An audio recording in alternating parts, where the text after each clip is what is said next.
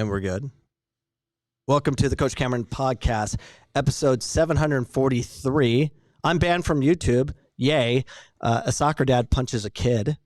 Jack and Jet battle. And Keetley's in studio. But first, we have a sponsor. Looking to boost your business leads and sales with expert marketing automation? BotsGuy.com has you covered. They specialize in automating social media, email, SMS, and website tasks so you can focus on growth. Say goodbye to manual tasks and hello to increase efficiency, customer engagement, and revenue growth. Check out BotsGuy.com. Now, to learn more, I got banned from YouTube, and so we're not on YouTube. We're on Facebook Live and Twitter. I'm banned for 2 weeks. This is the second time.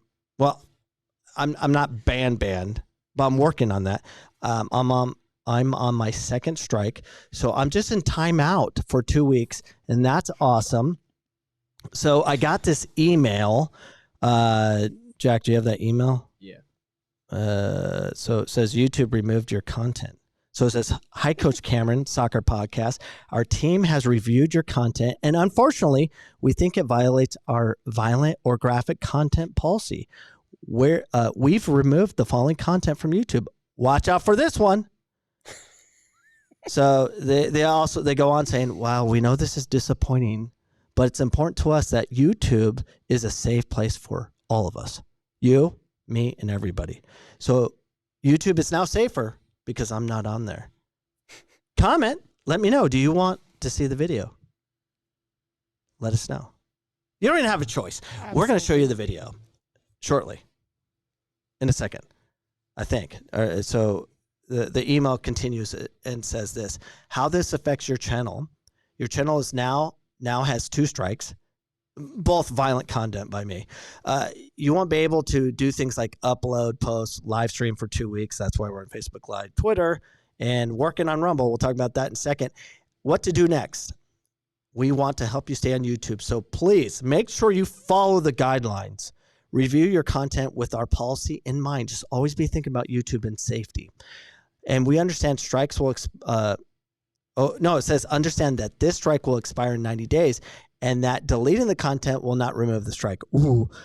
Remember, if your channel has been restricted for using YouTube features, blah, blah, blah. I don't care. Anyways, like this on Facebook. Hit the thumbs up a bunch right now. And we're going to show you the YouTube video. All right, let's just take a look. This is what's violent. So hey, put the children away. Play it, Jack. Wait a minute. What is this? Are you kidding? Claymore by Mackey. That was legit. So we'll be playing that repeatedly through this whole podcast because that's how we roll here. So I appealed it. And I said, no, this is not violent. This is beautiful. And this is their response. Hi, Coach Cameron Soccer Podcast. We've reviewed your appeal on the following. Watch out for this one. We reviewed your content carefully, and we confirmed that it violates our violent or graphic content policy. We know this probably disappoints you, but it's our job to make sure YouTube is a safe place for all. So that's awesome. So my appeal got denied. I'm on my second strike. One more strike, and I'm banned from YouTube permanently. And I'll be back on YouTube next Sunday, 8 p.m. Mountain Standard Time, to see if I can get my third strike. My goal is to get removed. Having said that, I need you guys all do me a favor. I need you guys to get rumble.com, go to rumble.com and get an account there and find me. It's easy to find. Just go look for Coach Cameron or Coach Cameron Soccer, but I actually have the name Coach Cameron. So it's rumble.com/Coach Cameron. Go there. You can see El Rojo's. You can see his videos, his highlight videos. It has like 100+ views on Rumble. I only have one person that's following me, and yeah, I need 5 followers in order for me to live stream from Rumble, because I want to live stream every Sunday, 8 p.m. Mountain Standard Time, and do it on Rumble and YouTube. I want to do YouTube too, because the goal is, can I get banned? Comment. Let me know. Do you think I can pull the ban off by getting my third strike in 90 days? I'm going to try. I want to do what I can to get off the channel effectively by getting removed. El Rojo is with us. What's up, El Rojo? What's up?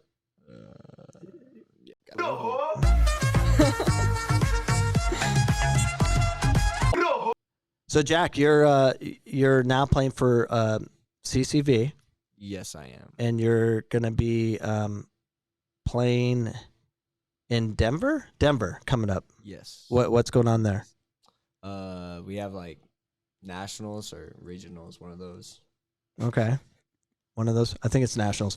Yeah, and we're going to Bainbridge pretty soon. So we leave next week. Yes, we do. So Bainbridge is beautiful, so beautiful. El Rojo actually did a skit for us. What's the skit called? Soccer Away El Rojo Final. Yeah, let's play that video. This is beautiful. Don't cry. Have you seen this?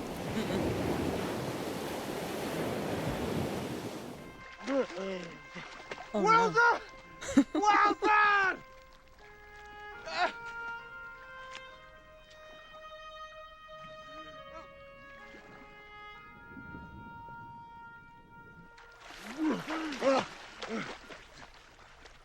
Wilson! Well done! I'm sorry! That's awesome. That that was That's great. that's a tearjerker. El Rojo, good job saving the ball. You excited about going back? Yeah. And we're supposed to run you like a lot, so when you go to Yeah. nationals, you're fit. Yeah. Okay. All right. Well, that's cool. Yeah. And Keetley, welcome back to the show. How many times have you been on my podcast? When I was in high school, or not high school, when I coached with you in high school a ton. I haven't been back since nationals 2021. We used to do the Millennium Recap. Yeah. That was fun. 2019.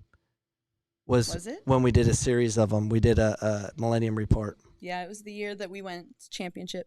Yeah, we won. We had all those fun ones in a row. We won region. We won the Arizona Showcase. We won the. What was that? What was other- that classic? Coyote Classic? No. it wasn't Centennial. Verdi? No. It was right down the road. I can see Copper Canyon? Copper Sky? Something. Copper We Sky. won a tournament. We won that tournament too. It was like back-to-back weeks, and then we ended up going to the state final and losing to Campo Verde 1-0. So Yep. it was a fun year. That was Very fun year. one of the most memorable years of coaching for me. Me too. Um, Kiana was a freshman. Or Oh, senior, yeah. I mean, Kiana, Megan, Aaliyah. yeah. So All Kiana, of those she's gals. playing at San Jose State. She won a national title Yeah. at Phoenix College with you, Yeah. and then Megan Kirker just played in the Neon League. And we're not allowed to talk about that too much because that's like a reality show and it's Yeah. going to come out soon, hopefully by Hopefully. ESPN. That'll be awesome. I don't know. She's on a reality show. And yeah. And who else was on that team? We had a lot. I'm trying to think. Mia Figueroa was a freshman. Yeah. That's the crazy part. Mia was a freshman. Yeah. We had a That lot team of good was players. stacked. That team was stacked. That was fun. Was Mar- Dakota? No, Dakota No. graduated the year before. Yeah, before the transformation. Yeah, It was that's sad. right. That's right. Anyways, so we already played the YouTube. I've been banned. So I, for the ones that are just joining us, I'm banned from YouTube for 2 weeks. So we're gonna show you that video once again. Play it, Jack. I'll do it. Oh, wait a minute. What is this? Are you kidding? Claymore by Matt. And that's why I'm banned, because that content is dangerous. So dangerous that we're going to show you another dangerous video. We're going to talk about everything about Keetley shortly. But a soccer dad punches a kid from behind. Show that one, Jack.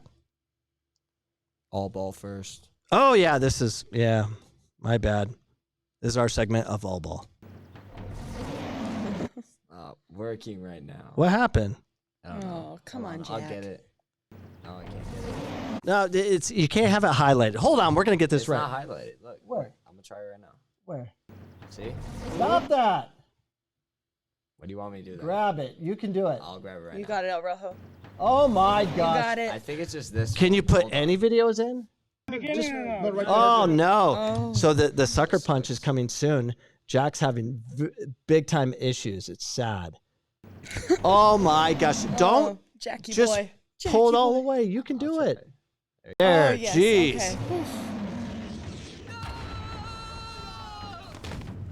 All right, that's our all ball intro. So, anyways, his dad's gonna punch his kid in the back of the head. I'm hopeful the video will go in. What is happening? Don't You can do it. Stop moving the cursor. Stress. Boom. Second, he runs up. The guy in the red. He hits number 14, Hector. Ooh, that's one of their parents. You got hella smooth, bro. Wow. You know what that reminds me of? What? When you got punched. I was Oh, about to yeah. say that. I was gonna say when Dave I got for- punched in the back of the head. Yeah, well, yeah, you can find that on YouTube. That was bad. That's not banned. So I got punched in the back of the head at the It's in Phoenix. Tucson, right? Yeah, in Tucson, Phoenix College versus Pima in the Yeah. championship game. A dad wearing blue, Dodgers outfit. Yep. Yeah, he came and punched me. But that has, I think, 30,000 views on YouTube. I probably watched it 100 times of those 30,000. Yeah, so you can watch me get my head get smacked. But that's available, but my content's not available. Thanks a lot, YouTube. God, I still don't understand why I got banned. Anyways, having said that, follow me on rumble.com. Go to rumble.com, become a player in there, and find me, Coach Cameron, and follow me so I can live stream from there because I only have one follower. It's a work in progress. So yeah, that's it. As far as that, we'll do a Jack and Jet battle shortly. But Keetley, so yeah, Keetley's started coaching at Phoenix College, then Millennium, Yep. then Ottawa. Got a job at FIU in Florida, but Yep. then the coach got fired, so she didn't even get there. Almost got there. And when was that? That was right That was before during COVID. No, Oh, it was during COVID. I interviewed during COVID. It was 2020. Oh, wow. Hmm And then they fired her. And then they fired her. Oh, well, and then stayed with us another year at Millennium. Yeah, they stayed with you guys. I stayed with Ottawa for another year. That's when I went to Phoenix. Was in the spring, so that's Mhm. when COVID pushed us, and ended up at Yavapai right after that. Yeah, and now you're full time at Yavapai with Yeah. Rosie, Yep, who I love. she's amazing. She don't love me. She's still She not my loves you. She Facebook loves friend. you. She's not my Yeah. Facebook friend either. What? She's not on Facebook. Rosie. It's just- I know. Let us be your friend. Let us be your She's friend. too cool for us. She is too cool. But okay, so you're at Yavapai. That's my enemy. As a kid, we battled the Rough Riders. Hmm You know, so we were in a department meeting a couple weeks ago, and we were talking about different things, and I talked about how it was my sophomore, so it's 2014, that we were up at Yavapai playing in semis, and Sergio gets hurt in the box, Yapping takes it, boom, goal, and we all jumped the fence. Yavapai at Ken Lindley. You were Well, talking about this in a staff meeting? I was talking about this in the staff oh my meeting. gosh. Because I was talking about how great this conference is. Yeah. I played in it, coached in it, and I was like, if that ever happened to me as a coach at Yavapai, I'll lose my mind. Oh my gosh. So, for the ones that don't know, that Yavapai is an historic program on the men's side. It's been around forever. 7 national titles. Mike Pantaleone, the winningest soccer coach in U.S. history. At the NJCAA Legend. level, big time legend. And we in 2013, we won conference, and we were playing Yavapai in the final, and we were better. But we had like 4 starters out. We ended up losing penalty kicks. We lost. We were better. Crazy game. 2014, Yavapai is way better. And, well, not way better, but they're better. Undefeated, number 1 in the country, Yep. hosting nationals. And we went up there and smacked them in the face and won In overtime. in overtime. Oh, my gosh. We hopped the fence. I remember all of us on Ken Lindley. We were losing it, and I was like, if that ever happens to us. What was amazing about Crazy. it was, like, we can never take out Yavapai. It was just like Yeah. when it mattered, could never do it. And I remember we're up 1-0, or we're up 1, Yeah. and they took the goal away. Yeah. We scored again to make it 1-0 with under 2 minutes left. Yavapai scores it. Yavapai scores. and all the guys heads are down. You just can't beat this team. They always find a way to win. And I gave like one of the best speeches I've ever given. I don't even know what I said. Basically, I said, I was just like, and I felt it too. I said, I promise you, we're going to win this game. Yep. I guarantee it. I'll quit. I said something crazy like, I'll quit coaching if we don't. I'm so glad. I said like, I'm so glad they scored because I want to take their hearts away twice. You did. And then we scored right away in overtime. It was awesome. Man, it was amazing. Well, those poor boys probably had flashbacks from 2013 because y'all were winning in 13 too. And I think there's 30 seconds left and they scored and tied it up, right? Oh my gosh. Yeah. That was devastating. So that was at Rose Mofford. Yeah. So our non-Arizona fans, when we played Yavapai back in the day, it was like our whole stadium's full. Yeah. You know, we played Yavapai in front of 3,900 fans. I mean, that's kind of all we can hold. But yeah, it was crazy. But after we beat them, then we beat them 3 years consecutively in the playoffs at their place, and it was just like it's not a problem. It's a craziest thing. Once you accomplish something, it's like okay, next. They bought in. Yeah, it was nuts. What a cool rivalry we had, and hopefully, I hear rumors Mike Palio might be coming back. Come back, Mike. I need you back in this conference. Elevate it. That's what we need. But Keetley. But Dave. Yeah, we're getting text. What's this say? Dave, can we borrow the gym? No. The answer is no, Alex. Can we borrow the gym? No. Can we borrow the gym? No. It's basketball has it. Anyways, I love people that text me during my podcast, meaning they're not watching. So it's definitely a no. Keetley, all right. So you've coached all over the place. Right. I really want to talk about, kind of your experience in it. So how did it kind of start when you first you're like an assistant coach, like you're still an assistant coach. Right. Everywhere you go other than club, which, you're not doing much anymore of that because you're full-time college. But tell me a little bit about your experience of being a young coach, trying to get your feet wet into the coaching world that's dominated heavily by men. Chris Sagar really threw me into the fire with that one. So when I first started coaching, it was in 2017. I was 21, never coached before. And Chris calls me the Sunday before preseason starts. And you might remember this, but Chris goes, "Hey, how you doing? Are you excited for tomorrow?" I'm like, "Yeah, this is awesome." And he goes, "Awesome. I'm on my way to Trinidad. You're on your own." I went, "What?" And I ran the first couple of weeks of preseason all by myself. I think you were there with me. Paul Allen ran the weight room. But other than that, I was by myself with those girls, and it was wild, but it was a ton of fun.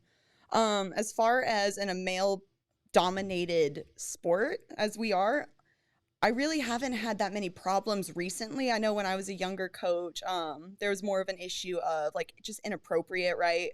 I was young, I was fun, I was super passionate about the sport, outgoing, and that would almost take like an inappropriate turn with certain coaches.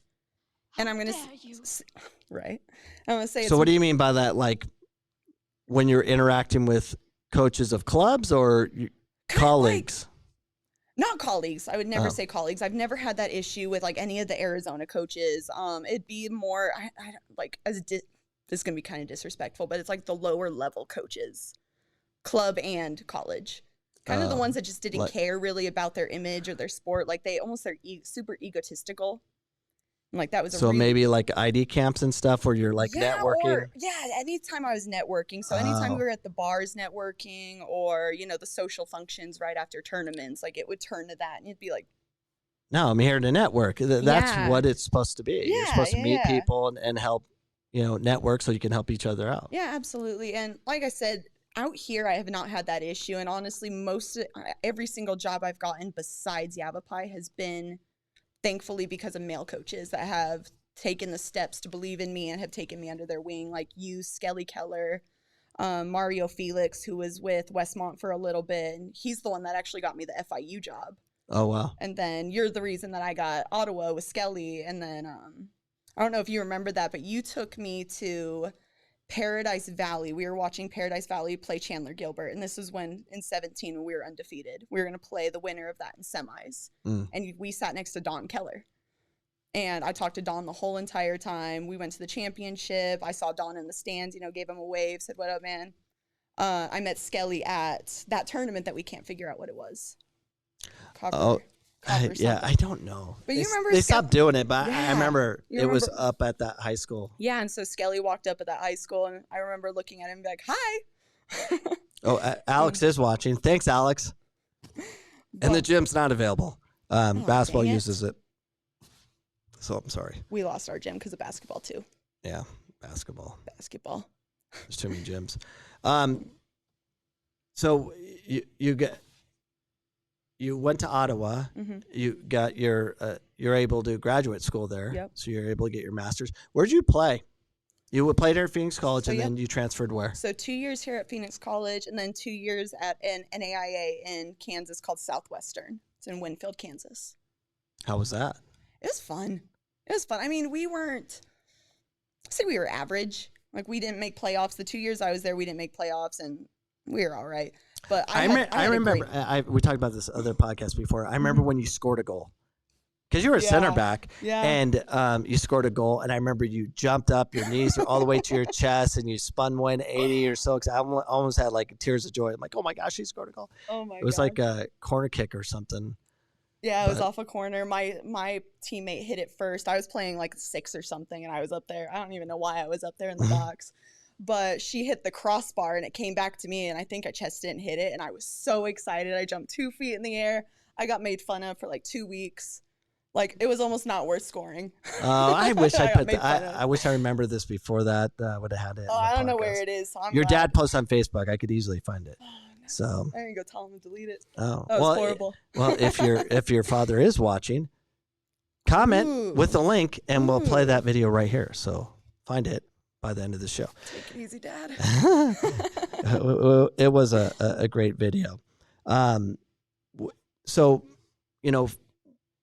getting into the whole coaching world, and you're kind of like trying to find your place. You're getting these part-time jobs. You're into club, very busy, trying to navigate your way, and you finally found a full-time home at Yavapai.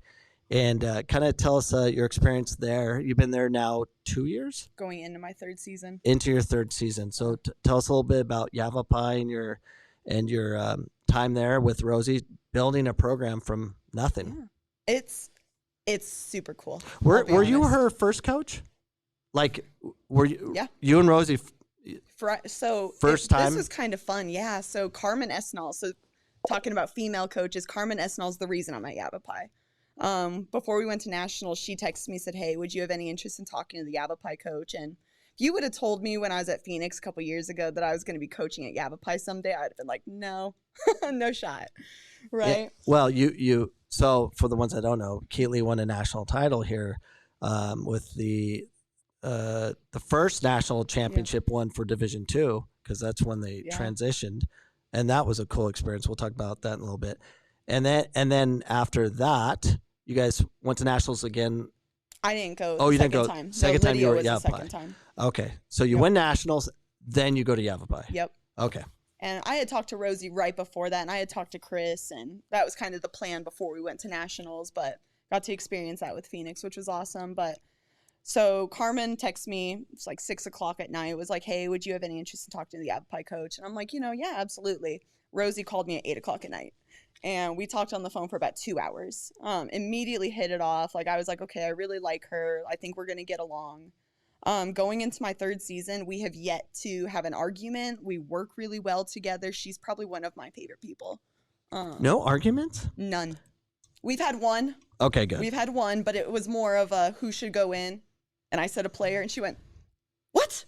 And I went, well, you asked me. I think arguments are good, because even in a marriage, it's not good not to have arguments. Then it means something different. So well, we just we're able to talk things through. Like, and that's the thing is she gives me, hey, what do you think on this? And I'm like, hey, this is what I feel. This is what I think. And if she agrees, there's been times that I've given input and she's been like, okay, yeah, let's do it. And she flies right in. And then there's times that I give input and she's like, okay. She does her thing. At the end of the day, she doesn't treat me like this, but it's her program. Yeah, and I was kind of relating to marriage. Marriage is equal. Right. It's not equal. She's the No, head coach. for You're sure. assisting. But I've So- never felt like that with her. Okay. Like, and I treat it like that too, because I know I'm an assistant coach, right? It's her program. At the end of the day, she's the face of it. She's the Yeah. one that gets good, bad. She's the one that gets shown, Yeah. right? But I have never felt like I'm the assistant coach. Like, I've always felt like it's been very equal between her and I, and she treats me like that. And as an assistant, your job is to support Absolutely, and elevate For sure. the head coach, because her success is your success. for sure. Tell me a little bit about Rosie. So Rosie won't be Facebook friends with me. I like Rosie. I think. Oh shoot, is that better? Dang it! There we go. I can hear you either way. You It good? goes. It works. 'Cause I scream. It works. All right, this can be easier. I don't Well, I'm scream deaf anymore. in one ear, so it doesn't. Oh, that's true. I know sign language. So Rosie, she comes from California, right? She does. Okay. From Sac State. Sac State. That's where she coached there, and then she ended up taking the Yavapai job. Yep. I think Coach Cigar was a final candidate for that position. He was. Yeah. Him and I had talked about that too. And when I had gotten this position, before I had gotten it, I haven't even interviewed yet. And I went and talked to Chris, obviously, just respect for Chris, and told him a little bit. And him and I had that good conversation about it, because Chris is an alumni from Yavapai as well, for those that don't know. So Chris was very supportive from the very beginning. Yeah. Of that relationship. That's good. Mm-hmm. And Rosie, so she's been coaching for a long time. Long time. So she comes with a ton of experience. What have you learned working with her? And have two female coaches on the same staff. Yeah. That's unique. No, it's awesome. You know what? She's amazing at culture building, and she's amazing at all aspects of relationships. And I was kind of talking about this to Skelly the other day. So, there's a lot of people that we preach culture, right? Culture, positive vibes, family, and then we don't do anything with it.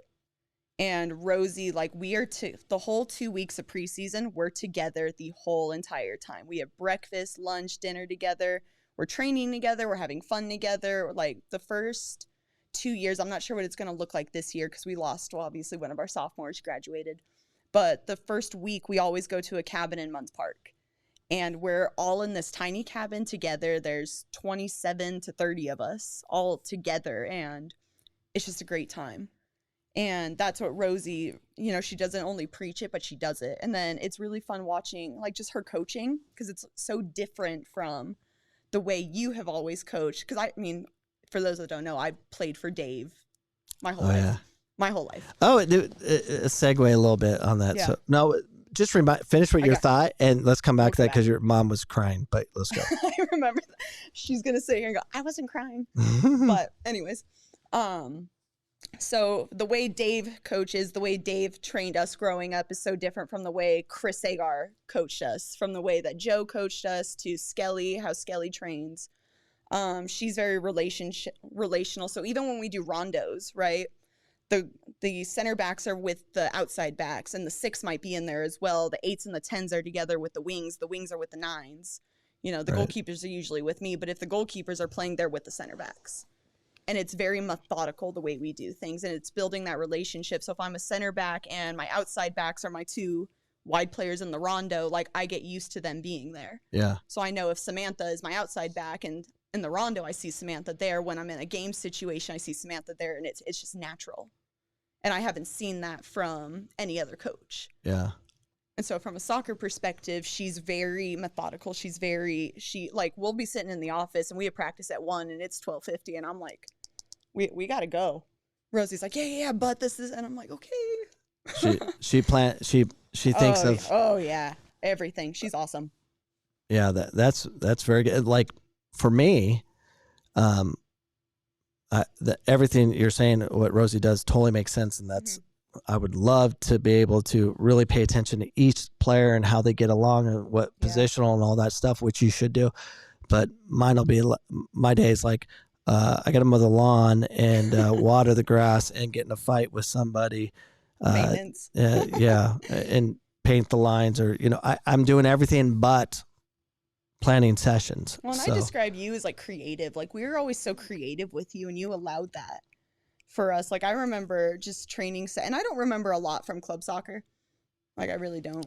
But I remember You blacked like, it out. Probably.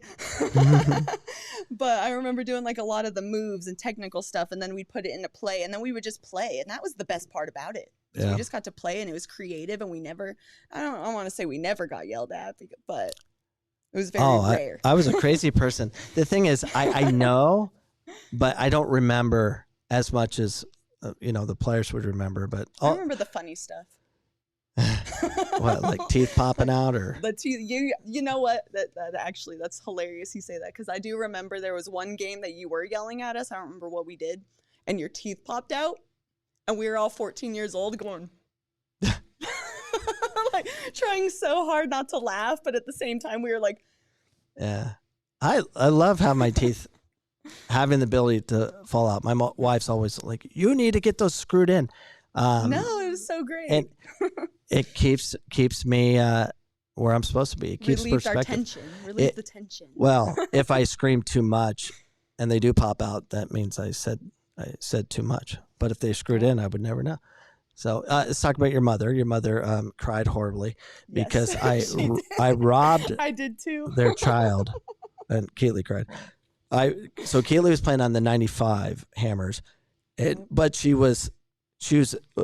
When's your birthday? August 3rd. Okay, so she has, the August birthday, which,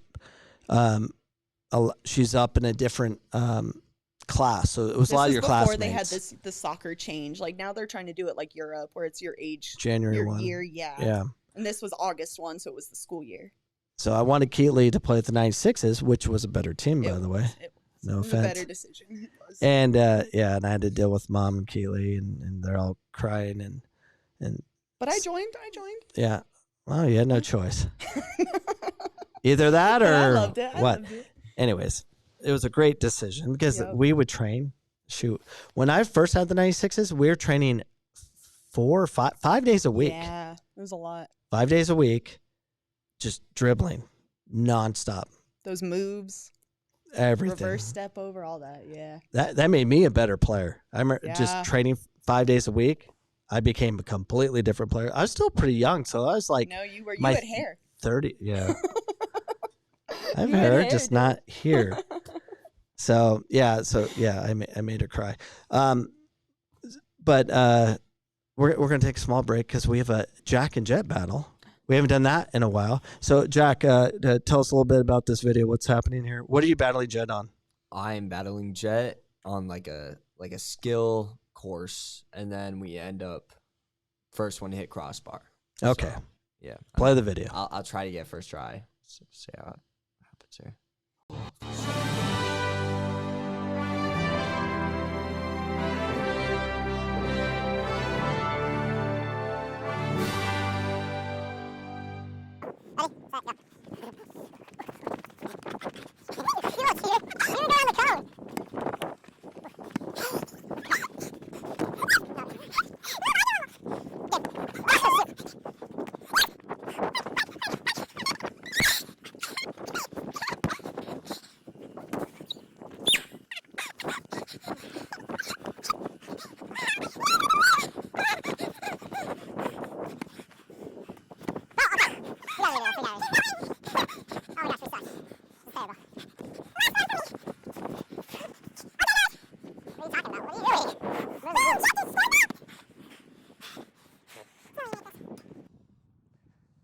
And Jack is the winner.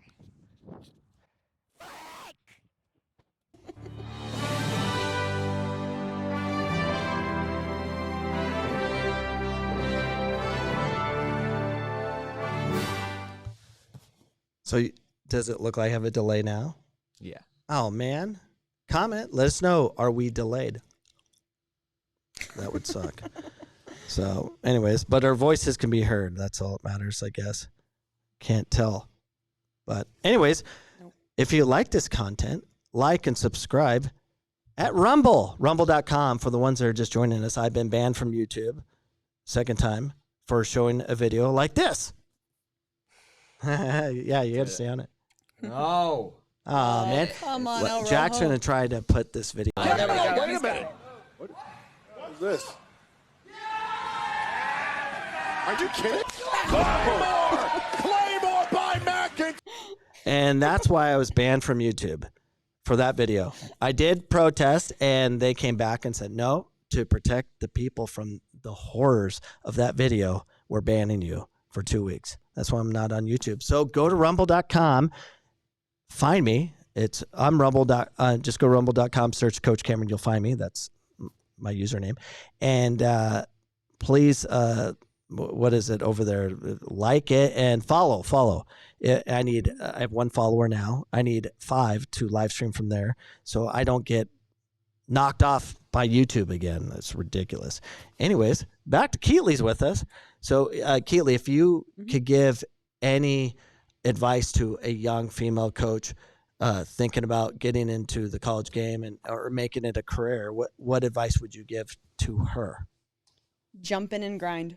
I mean, there's a high demand for female coaches, and this kind of goes back to the male-dominated question that we were just talking about. I feel like that's starting to change because there's such a high demand for female coaches, just a high demand for females on an all-female team. I mean, I don't know if you saw the news article. It was like last week, the bowling coach. Did you see that? Oh, it's like FCA or FSA, something like that. Something bad happened. Right? Something bad happened. Yeah. Male coach got with a female player. Oh, that's right. And they won nationals. His wife was the head coach, and his wife was the head coach. Yeah. And not saying that's everywhere, but you obviously want a female that can help protect that, right? Like, just that's scary. Well, and think about like the male coaches that, like, you and I have talked about this enough times at Millennium, like, never be alone with females. Or not, and I don't mean that in a bad way, like, don't trust females, don't do that, but you never know what happens, right? Right. You never want to be put in a situation where that could come out. And you don't even want the image of it. No, right? So having a female, whether it's the assistant head coach with a team of women, is very important. And it's important for them too, just so they feel protected and they can feel heard and, have someone that has that voice that's very similar to theirs. But like I said, I would just jump in and grind. It's worth it. Like I said, there's so many positions available. I was a grad assistant for a while. Before I was the grad assistant, I had to volunteer for a year. And I'm glad I did. I got to sit under Skelly and Brian for a year. I got to sit under you for half a year because I was with you at Millennium. I got to coach club, and it is a grind. Like, you're working your butt off. I remember with Ottawa, it was 6 a.m. is when we trained. And then before Millennium, if we were in California half the time, we were either training, we had stuff to do in the office. As soon as high school started, I was 6 a.m. Ottawa. I was at Millennium at 1:30. And then I had 3 club teams at one point because I was the DOC. Oh, you're on no sleep. Yeah, I mean, I missed out on so many things, like just family stuff and how many stuff, just games too, like missing club games because I was with either you guys or I was with Ottawa, but it was worth it. And there's so many opportunities for females. There's so many opportunities, whether it's club, college, high school. You just got to go out and find them and then just dive in and accept that, hey, this might be a grind for a little bit, but at some point it's going to come. Yeah. It's going to come to you. So it was a grind for you mainly because you weren't making enough money. You were like part-time everywhere, but you finally got a full-time job. Yavapai. I mean, you got one at FIU, but of course the coach was let go. But I couldn't say no either. That was a big thing too. What's that? I couldn't say no. Yeah. Like coaching club. Like, I had 2 teams. I had 2005 girls. I had 2006 girls. And they ultimately, the coaching director at the time was kind of, it was a weird situation. I'll just say it was a weird situation. And I lost my 2005s, and we ended up getting rid of that coaching director. I got asked to be the coaching director, and I should have been like, no, I'm too busy. Instead, I'm like, yeah, sure. And it ended up being a great opportunity for me, but it was little things like that I just couldn't. Like, oh no, this is too much. Or if now that you're just doing the one job, you're not doing club, you're just doing Yavapai. How much of a difference is it from just focusing on college versus being pulled many other directions with other teams? So huge. It's insane. Just the time that I have, and even just working with Rosie, like a head coach like Rosie. I have more time to go hang out with my family. I don't miss as many functions. Even with her, like, she has a son he's a freshman. He's going into his sophomore year of high school. And she'll be like, hey, Roman has a game tonight. I need to leave at 2. And I'm like, dude, go do your thing. Like, go. And she drives him down to Anthem every other week. That's where he plays club. He plays at Rising in Anthem. And so she'll have to leave on Wednesday right after practice, as soon as practice is over. And I'm like, girl, go do it. Like, you have to do what you have to do. But my life has gotten, like, not easier, but more focused. Yeah. More focused. And you can spend most of your energy with the team that you have. Yeah. Speaking of that, you touched on it a little bit about how Rosie does things. Mm-hmm. How important is team culture, and what do you see, especially on the female side? How much does it matter for those teams that have that team culture, and how do you develop a team culture that makes sense? I think it's ridiculously important, and you see it with most championship teams, right? And the best I can kind of show is, like, we all watched it with women's college basketball with LSU, right? Did you watch any of those? Like, Definitely heard about it because of all the oh yeah, with Angel Reese. Yeah. She's awesome. But you see, like, the culture of LSU women's basketball, and it was awesome, right? They all enjoyed each other, they all liked each other, and that's where championship teams come from. Even our Phoenix College champion, both of teams, right? You see the culture, they loved each other, they got along. I always say winning's a byproduct of everything that you do, right? So you can't just sit here and focus on, I want to win, I want to do this. Like, it doesn't work that way. The girls, especially with women, right, they need to feel one, and this isn't all women, right? Like, I don't want to generalize it, but they need to feel like they're included in something, and they need to feel that they're important. And it doesn't matter if you're the starting goalkeeper or you're the 5th string forward. Like, you want to feel like you're included. I'm an important part of this process. And so I'd say culture is it's a huge piece of it, and it's what drives ultimately what you want out of your team. So the 2019, when you're coaching with me at Millennium, that had to be a culture shock for you entering into that, the way we kind of led that year, and it was very different. Very. It was all kumbaya team building the entire season. I remember, and we had talented kids. We did, but you're right. I don't remember doing one tactical thing. It was fun. Yeah, it was fun. No, that team was different, and you're always going to have teams that are just different from others too. Like, that 2017 team I had from Phoenix was different. And they were even different from the national championship team, but they were different in a completely weird way. And you already know, I'm not going to talk about it on here, but, like, you remember that situation that happened in 17 and just how they rose above it. And they were like, you know what? This happened. It is what it is. Let's go to nationals and let's win. And we lost in semis 2-1. Yeah. But that was with Stephanie Barreras as a keeper. Barreras, she's in town. Is she? Yeah, she'll. She's awesome. Yeah, she's doing goalkeeping with Carmen. I think she leaves this week. Cool. Good for her. But she's amazing. Yeah, she's at Tuzos. Yep, and she goes back, hoping to get on that Mexican national team. She needs one more time. Man. She's a game changer. Yeah. She was such a game changer for us. Do you know you played against her in club? Did I? Yeah, she That played. sucks. She played on Sereno. Remember that? Of course. Remember that tournament? Mm-hmm. We were playing the Sereno tournament. It was back in the. This is the whole like pay to play garbage. So Sereno 96s was the top team in the state, but you couldn't get a game with them, right? Because they were too good to play the Arizona teams. They're just too good. And I'm like, I want to play them. Yep. And they wanted us in their tournament. I'm like, we're not doing your tournament unless we get to play the 96. Oh, no, you can't play. They're playing up an age group. I'm like, no, I'm not going to your tournament. Yep. They're like, okay, fine. And they made us play back to back. So we had to play TSA, who hasn't lost a game. Yeah. So dirty. Hasn't lost a game to an Arizona team in like 3 years. And so we played that, got smashed like, I think 5-0, but we ended up beating them later. And when it mattered is when we beat them. But then we had to play Sereno back to back. Yep. So I'm like, I'll take it. Just wanted the game, and we ended up losing 2-0. Yeah, it wasn't bad. It wasn't a bad game. But we got the game, and that's. And that was the Stephanie Barreras, huh? Stephanie was the goalie.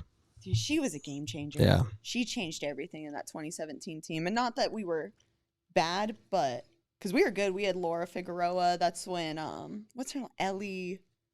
I should know this because her sister scored the game winner in Nationals. Oh, Gonzalez? Gonzalez. Ellie Yeah. Gonzalez.